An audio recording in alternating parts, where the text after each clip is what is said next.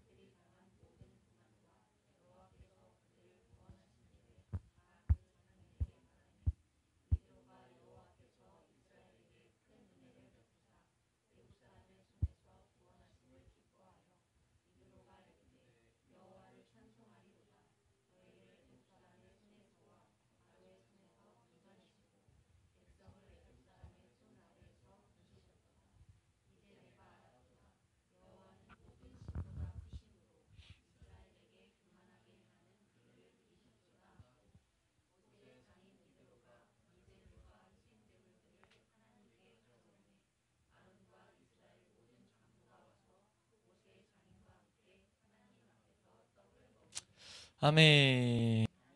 우리 한번 따라하겠습니다. 교회의 본질과 사명. 이 18장이요. 교회에 대해서 너무 모형적으로 그려놓은 이 그림으로 그려놓은 것과 같이 잘 이렇게 우리에게 게시되어 있어요. 왜 그렇게 볼 수 있냐면 지금 이 출애굽기 18장 말씀에 우리에게 분명하게 보이는 것이 18장 1절 함께 읽습니다. 18장 1절입니다. 함께 읽습니다. 시작.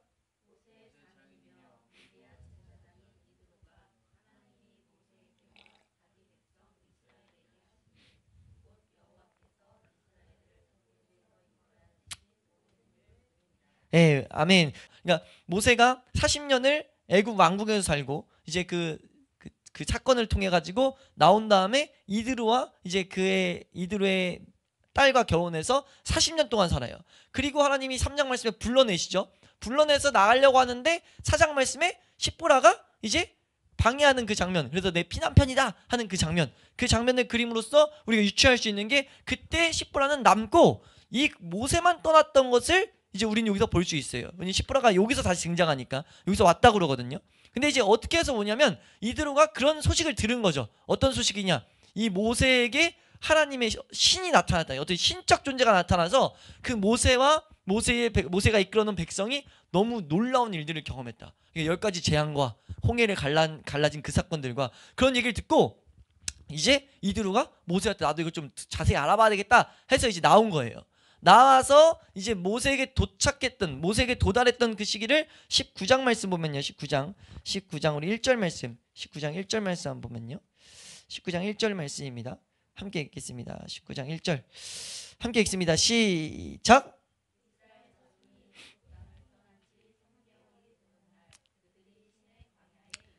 아멘. 이스라엘 자손이 애굽 땅을 떠난 지 여기서 3개월이라고 우리는 번역됐는데 원어를 보면요. 셋째 달 초하루라 되어 있어요. 그러니까 이 원어를 보면 셋째 달 초하루. 3개월과 셋째 달 초하루는 좀 많이 다릅니다. 3개월은 이제 90일 정도가 지난 건데 셋째 달 초하루라고 그러면은 이 여기서 셋째 달이라고 그러면 이스라엘 백성에게 유월절 사건을 말하면서 하나님이 12장 말씀에 뭐라고 하냐면 너희가 이 유월절이 있는 달을 너희 민족의 첫 달이 되게 해라 라고 말해요. 이해되세요? 그러니까 한번 2절 말씀 한번 읽겠습니다. 2절 말씀 함께 읽습니다. 시작. 아멘. 그리고 이스라엘 백성은요 달력이 달라요. 이스라엘 백성은 이 유월절이 들어있는 달이 첫 달입니다. 그래서 첫 달 1월 15일이 유월절이에요. 이해가 되세요? 그러니까 유월절 이 사건에 이제 우리 그 이스라엘 백성이 출애굽을 하게 되죠.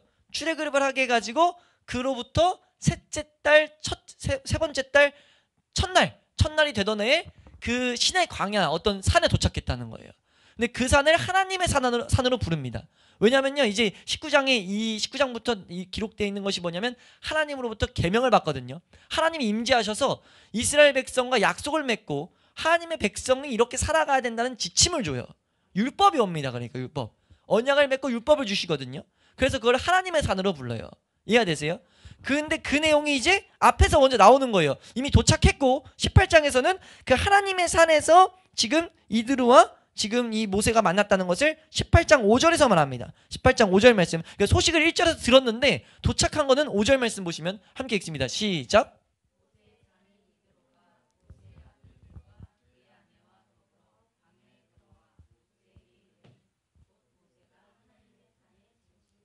아멘.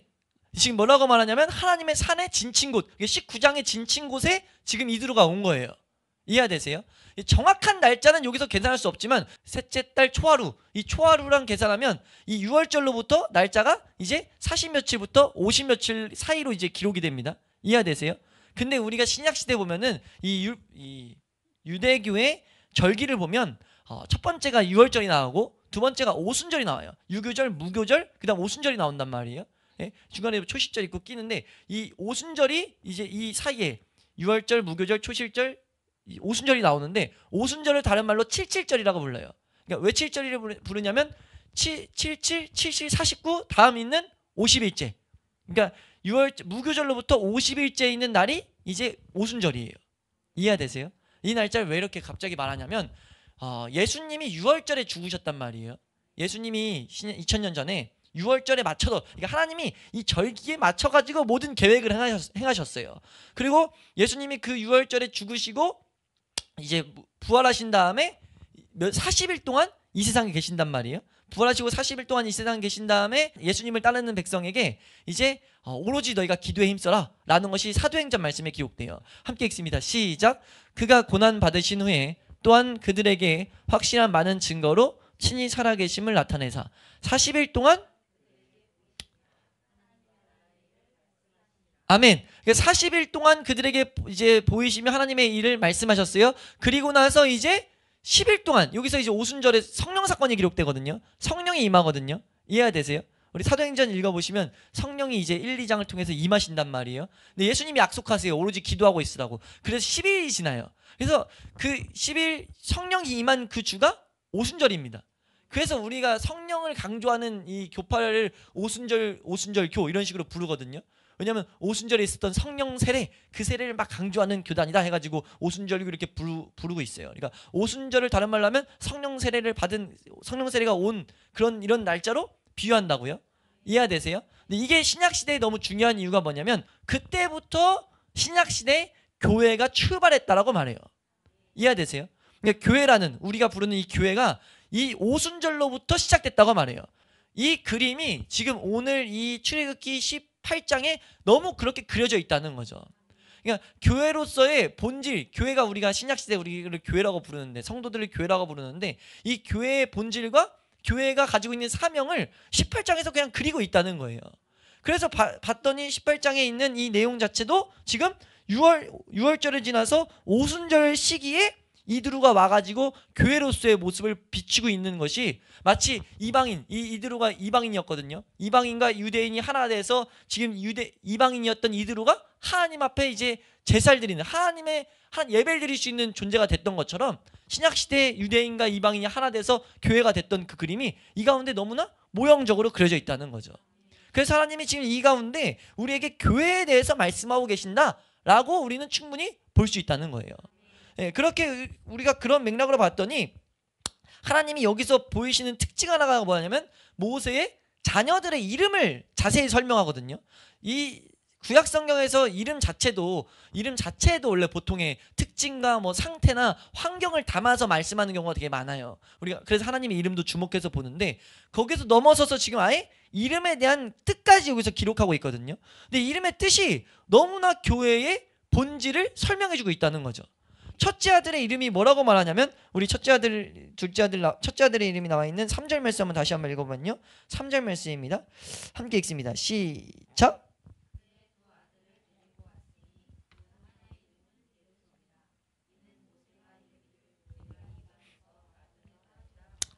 아멘. 지금 모세의 첫째 아들의 이름이 뭐냐면 게르솜이라고 말해요. 게르솜은 모세가 이르기를 내가 이방에서 나그네가 되었다 라고 말했다는 거죠.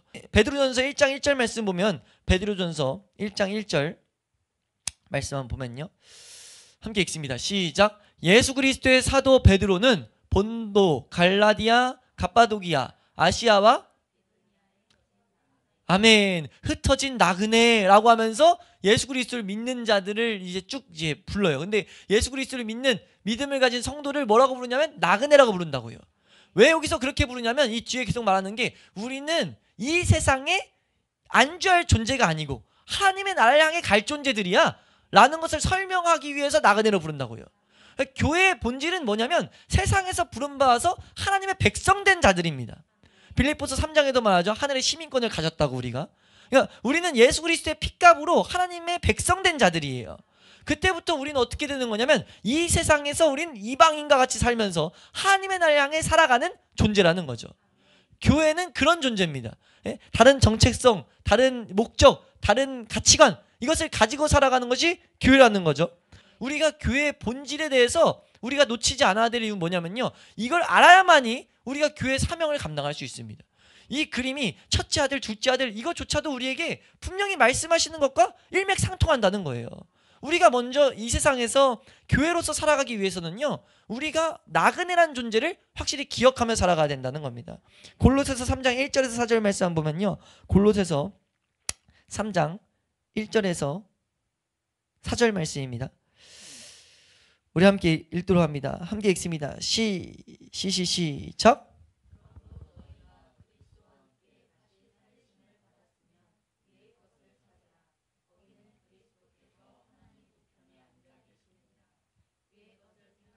땅의 것을 생각하지 말라. 이는 너희가 죽었고 너희 생명이 그리스도와 함께 하나님 안에 감추어졌습니다. 우리 생명이신 그리스도께서 나타나실 그때에 너희도 그와 함께 영광 중에 아멘. 우리가 위의 것을 찾아야 되는데 찾는 방법이 4절에 적혀 있는 거예요. 우리가 그 영광 중에 나타날 그것을 바라봐야 위의 것을 우리가 보면서 살아갈 수 있다는 거죠. 우리가 만약 세상에서 부름받은 교회란 존재가 됐으면 교회란 존재는 우리는 하나님의 나라를 바라보며 그의 영광을 우리가 기다리며 살아가는 것이 교회의 존재라는 거예요. 우리가 그것을 반드시 기억해야 된다는 것을 잊지 않길 축원합니다. 왜요? 우린 이 세상에서 나그네로 살아가야 되기 때문에. 우린 나그네로 살아가야 돼요. 우리가 이 세상에서 억지로 세상과 동화되려 하면 안 된다고요. 우리가 끊임없이 이 세상에 안주하려는 본성이 있기 때문에 우리가 교회로서 살아가기 위해서는 우리의 본질이 나그네라는 것을 확실히 새기는 것이 너무 중요합니다. 한 번 더 할까요? 우리는 나그네로 부름받았다. 나그네로 부름받았다는 것을 알 때 나의 본향은 내가 하나님의 나라에 있다는 것을 알 때 나의 상급은 하나님의 나라에 있다는 것을 알 때 그것이 더 영광인 것을 알 때 우리가 이 세상에서 교회로서의 이 정체성을 잃어버리지 않을 수 있어요. 교회의 정체성이 뭔데요? 아까 시작할 때 잠깐 말씀드렸다시피 하나님의 백성으로서 하나님과 교제를 누리는 것이 온전히 상급이고 기쁨이고 나의 만족인 것을 아는 그걸 고백하는 자들. 그게 교회잖아요. 세상과 다른 것을 다른 방향과 다른 것을 가지고 살아가는 자들이잖아요. 그렇게 살아가기 위해서는 우리가 나그네임을 잊지 않아야 된다는 거예요. 우리가 그렇게 살아가다 보면 세상이 어떡합니까? 예수님 분명 말씀하셨지만 세상이 우리를 미워하고 핍박한다는 거예요. 그 미워하고 핍박할지라도 우리가 온전히 그거에 흔들리거나 요동치지 않고 우리가 그것을 제대로 보고 있지 않으면 우리 공격하고 우리를 막 왕따시키려고 할 때 우리 삶 가운데 어떤 마음이 드냐면 내가 좀 그래도 맞춰야 되지 않나? 그러면서 타협해요. 그런 마음을 가지고 어떻게 타협하냐면 그래도 내가 전도해야지.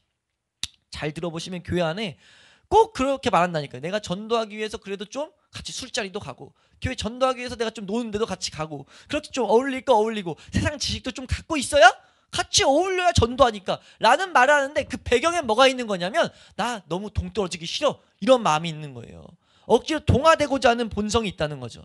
그걸 이길 것은 하나밖에 없습니다. 뭐밖에 없냐면 우리가 나그네라는 것을 아는 것밖에 없어요. 나의 상급은 하늘에 있다는 것을 아는 것밖에 없다고요. 성경은 곳곳에 이것을 그래서 우리에게 가르치고 있다는 겁니다. 우리 로마서 8장 17, 18절 말씀도 한번 보면요. 로마서 8장 17절, 18절 말씀 함께 읽습니다. 시작!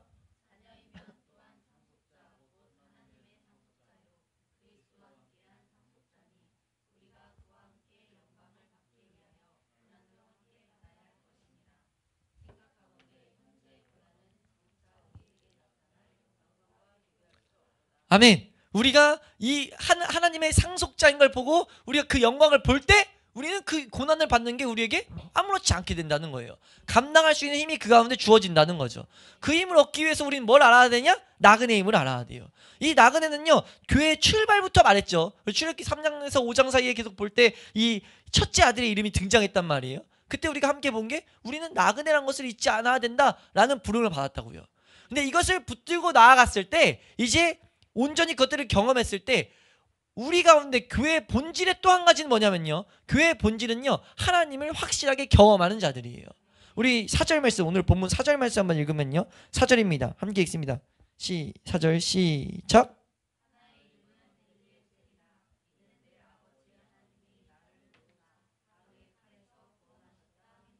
아멘. 우리가요, 나그네로 살아간다는 것은 하나님께 내 소망을 두고 하나님이 나의 사랑인 것을, 하나님이 나의 의지라는 것을 고백하는 거거든요. 나그네란 건 하나님만 아니면 그렇지 않으면 못 살아가니까 나그네로서의 정체성을 잃어버릴 수밖에 없거든요. 나그네로서 정체성을 가졌다는 것은 하나님 안에서 있는 그 사랑, 하나님을 의지하면서 오는 은혜들을 누리고 있다는 거예요. 그 나그네로 살아가는 자에게 오는 은혜가 뭐냐면, 오늘 이 두 번째 아들이 엘리에셀이라는 이름을 가지고 있는데, 이게 교회의 본질입니다. 교회는요, 하나님의 도움을 경험하며 살아가는 자들이에요. 하나님의 일하심을 우리 삶 가운데 경험하고 우리가 그 힘으로 살아가는 자들이라고요. 그 하나님의 도우심을 누가 경험할 수 있습니까? 나그네로 살아가는 교회가 경험할 수 있다는 거예요. 우리 말씀 시편 70편 1절에서 5절 말씀 한번 보면요. 시편 70편 1절에서 5절 말씀. 시편 70편 1절에서 5절 말씀입니다. 함께 읽습니다. 시작!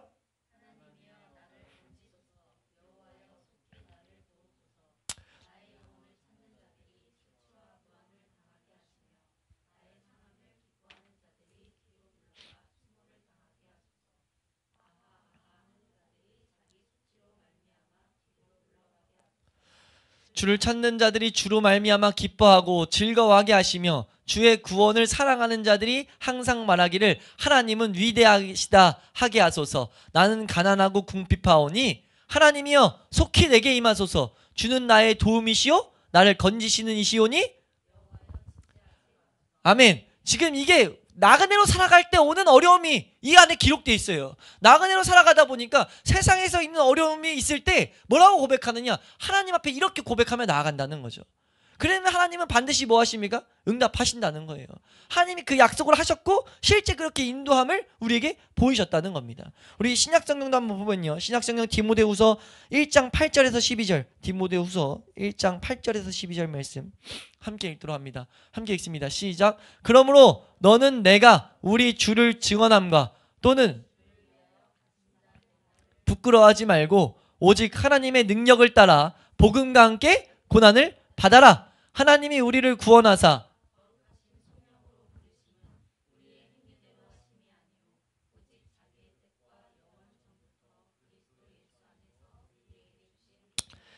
(10절에서 12절입니다) 시작! 이제는 우리 구주 그리스도 예수의 나타나심으로 말미암아 나타났으니 그는 사망을 패하시고 복음으로써 생명과 썩지 아니할 것을 드러내신지라. 내가 이 복음을 위하여 선포자와 사도와 교사로 세우심을 입었노라.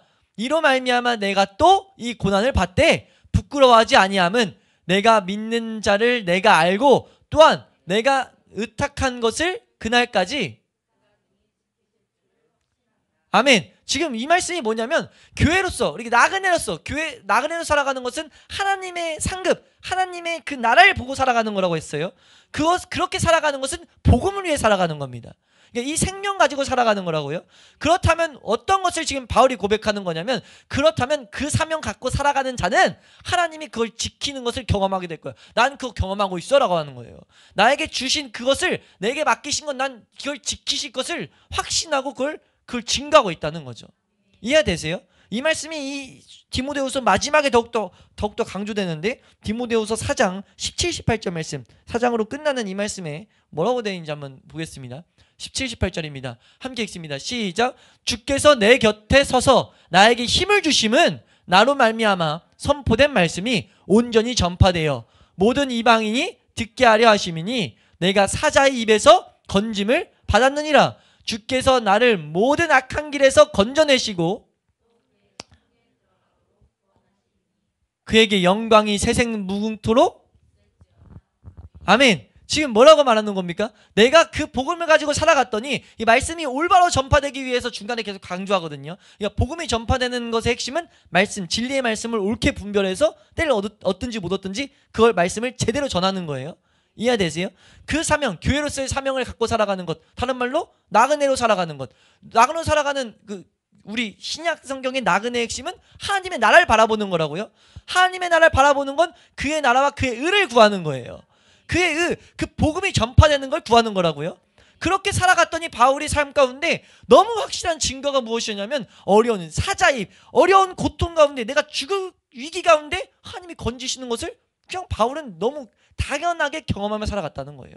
바울이 그래서 뭐라고 합니까? 내게 능력 주신 자 안에서 내가 모든 것을 할 수 있다라고 말하잖아요. 그 내용이 지금 이 맥락 가운데 나오는 거라고요. 이해가 되세요? 우리 빌립보서 4장 12절 13절 말씀 한번 보겠습니다. 빌립보서 4장 12절 13절 말씀 함께 읽도록 하겠습니다. 함께 읽습니다. 시작.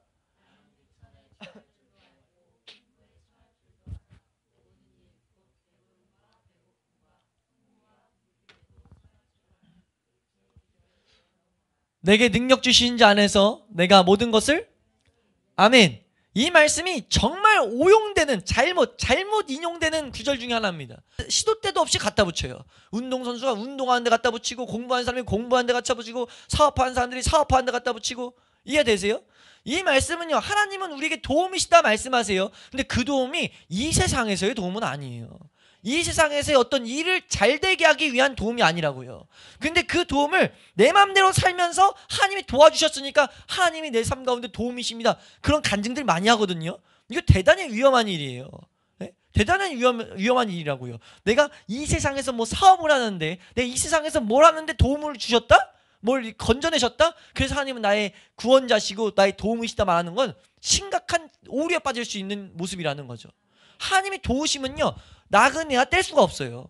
나그네로 살아간 자에게 주시는 은혜가 뭐냐면, 그 본질적인 은혜를 받는 것이 이 도움이신 하나님을 경험하는 거예요. 누구에게 주신다고요? 나그네로 살아간 자에게. 나그네로 살지 않는, 이 세상에 안주해 있는 상태에서 도움은요, 사실 독입니다. 도움이 아닐 수가 있어요. 이해가 되세요? 하나님이 분명하게 우리에게 교회로서 살아가는 본질적인 도움은요, 그냥 내가 나그네로 살아가면 도우시는 거예요. 왜 도우십니까? 교회는, 그래, 교회의 본질이라 말하는 이유는 뭐냐면요, 교회는 하나님의 도우심을 그냥 경험해야 될 존재라고요. 하나님이 건지시는 것을 경험해야 될 존재예요. 왜요? 바울이 지금 빌립보서 4장에 말했던 것처럼 예수 그리스도를 가지고 살아갔더니 나타내려고 예수 그리스도만 나타내려고 그 하나님의 그 나라를 바라보며, 빌립보서 3장에 난 시민권, 하늘의 시민권을 가졌다라는 것을 말하거든요. 나는 얻었다함도 아니요, 내가 이루었다함도 아니요, 내가 오직 나에게 주실 그 상급을 위해서 그 표대를 향해서 내가 나아간다는 게 빌립보서 3장에 기록되어 있어요. 그 삶을 살았더니, 그렇게 나그네로 살아갔더니, 하나님의 백성으로 살아갔더니, 하나님의 이 예수 그리스도 안에서 살아갔더니 하나님 날 도우시더라. 내가 나그네라는 이 교회의 본질을요, 제대로 붙잡은 자에게 나타나는 신비, 그 놀라운 축복, 그 놀라운 능력이 뭐냐면 엘리에셀이에요. 여호와 나의 도움이시다. 그걸 찬양하며 살아갈 존재가 된다는 거죠. 우리가 나그네라는 본질을 온전히 붙들 수 있기를 축원합니다. 우리는요, 우리 교회는 어느 때에도 어떤 환경에도 모든 것을 할 수 있는, 모든 것을 어떤 일을 다 감당할 수 있는 하나님, 전지전능한 하나님, 그 하나님께 나아갈 수 있는 특권을 받은 자죠. 왜요? 예수 그리스도가 그 일을 위해 오셨거든요. 예수 그리스도가 그 길을 만드셨잖아요. 히브리서 4장 말씀에 때를 따라 돕는 은혜를 얻기 위하여 예수 그리스도 오셨단 말이에요. 우리의 연약을 동정하셔서 모든 대제사장으로서 4장 14절부터 16절에 그 그림을 그려놨잖아요. 그 그림을 가진 자, 예수 그리스도를 가진 자가 우리는 이 세상에서 도움을 받는 자라고요. 하나님의 모든 지혜와 모든 그 능력이 예수 그리스도 안에 담겨 있다고 고린도전서 1장 24절에서 말하잖아요. 보도록 하겠습니다. 1장 24절 함께 읽습니다. 시작.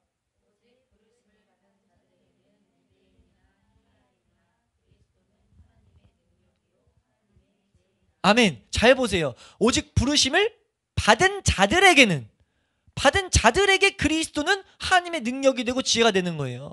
우리가 이 교회로 부르심을 받은 자들, 우리가 부르심을 받아서 예수 그리스도로 세상에서 뭐 하는 겁니까? 구원받는 거예요. 예수 그리스도 통해서 그 예수 그리스도의 그 놀라운 고상한 지식을 아는 자들은 누굽니까? 세상에서 건진받은 자들이라고요. 우리가 이 본질을 놓치지 않을 수 있기를 축원합니다. 그때 우리에게 도우시는 하나님의 손길을 우리는 경험하게 될 줄로 믿습니다. 그렇게 된 자들이 이제 교회의 사명을 감당할 수 있는 거예요. 교회의 사명은 뭡니까? 하나님을 증거하는 거죠. 하나님을 나타내는 거라고요. 지금 모세가 지금 이드로에게 18장 말씀을 다르게 보면 모세가 이드로에게 복음을 전해가지고 하나님을 전해서 하나님 앞에 예배드리는 장면이 18장에 그려져 있거든요. 우리 18장 11절 말씀 한번 보면요. 18장 11절, 12절 말씀입니다. 함께 읽습니다. 시작.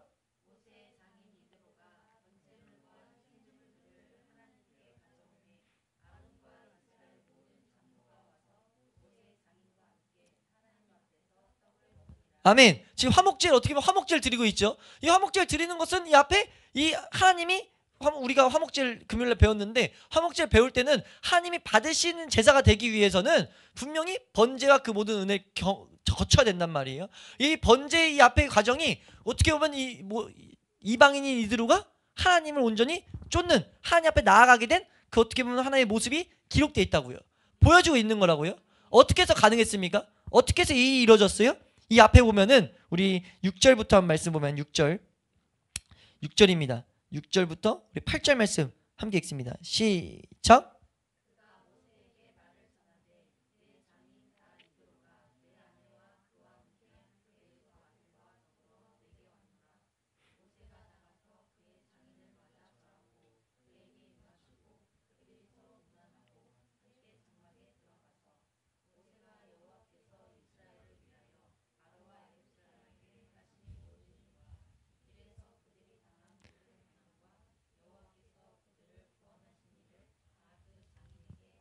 아멘. 잘 보셔야 될 게 모세가 뭐 한 거 말하는 거 하나도 없어요. 모세가 지금 내가 뭐 했다, 내가 뭐 지팡이 내밀었더니 너무 신기해, 이런 거 기록된 거 아니고 내 체험, 내 경험, 내 감정 말한 거 아니고 뭐합니까? 하나도 빼지 않고 뭐라고 말합니까? 행하신 일, 그들이 당한 또 뭐까지? 모든 고난까지 다 말하는 거예요. 모든 고난과 그들을 구원하신 그 일을 장인에게 말하게 됐다는 거죠.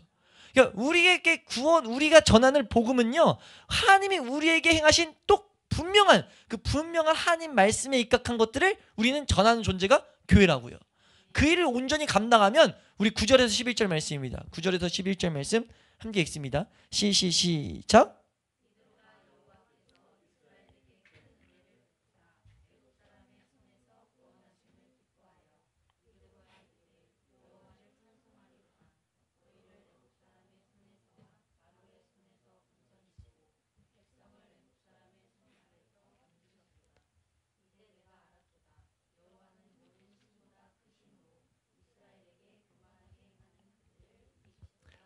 아멘. 그래서 이드로도 그 하나님 앞에 나아가고자 하는 방향을 바꾼 거라고요. 우리 교회가 온전한 교회의 사명을 감당하기 위해서는요, 우리 어떤 내가 뭐 했던 걸 말하는 게 아니고 하나님이 하신 일을 증거해야 된다고요. 누가 하나님의 하신 일을 증거할 수 있습니까? 그걸 경험한 자들이 할 수 있다는 거죠. 이 앞에서 그려져 있던 모든 것들을 경험한 모세였기 때문에 교회의 사명을 감당할 수 있었다는 거예요. 오늘 본문 안에서만 보면 이 나그네로서 살아가는 교회가 하나님의 도우심을 경험하게 됐을 때 그때 그 교회로서의 사명을 감당할 수 있는 준비가 된 거라고요. 우리 교회는 그런 존재다. 우린 그런 본질을 가진 존재고 우리 교회는 그런 사명을 이렇게 감당하는 것이다를 그려놓은 것과 같다는 거죠. 우리가 이 말씀대로 우리가 교회를 우리가 만들어가는 우리의 모습 될 수 있기를 소망합니다. 그렇게 됐을 때 이제 13절부터 12절부터 13절부터 이 마지막 절은 어떻게 보면 달란트 가지고 모양대로 하나님 사명을 감당했다는 거예요. 이건 뭐 어렵게 볼 필요 없이 한 절 딱 하나 말씀만 보면요. 고린도전서 12장 6절에서 12절입니다. 한 가지 목적을 가지고 분명하게 이를 분담한 모습을 이제 이 13절부터 26절에서 통해서 보이고 있는데 우리 함께 읽습니다. 시작. 또 사역은 여러 가지나 모든 것을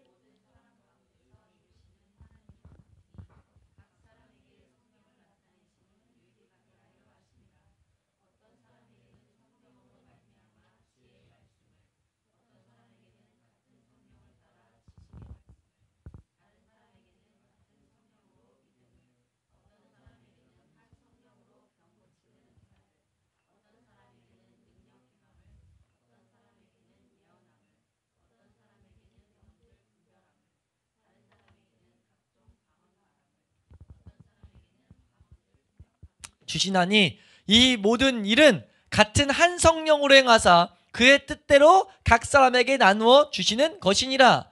몸은 하나인데 많은 지체가 있고 몸의 지체가 많으나 한 몸인과 같이 그리스도도. 아멘.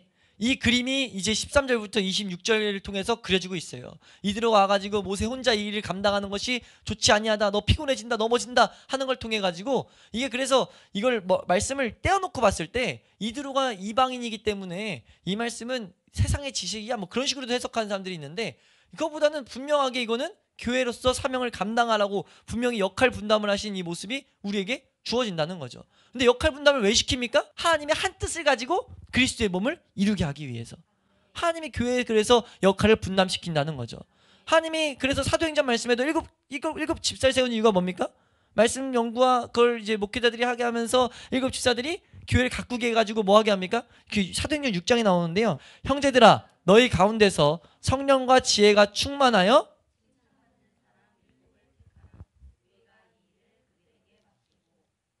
아멘. 오늘 이건 그대로 띄어놔 주시고 오늘 말씀 본문 21절 읽어드릴게요. 너는 또 온 백성 가운데서 능력 있는 사람들 곧 하나님을 두려워하며 진실하며 불의한 이익을 미워하는 자를 살펴서 백성 위에 세워 천부장과 백부장과 50부장과 10부장을 삼아. 이 말씀과 지금 이 말씀은 어떻게 보면 한 맥락에 있다고 봐도 무방한다는 거죠.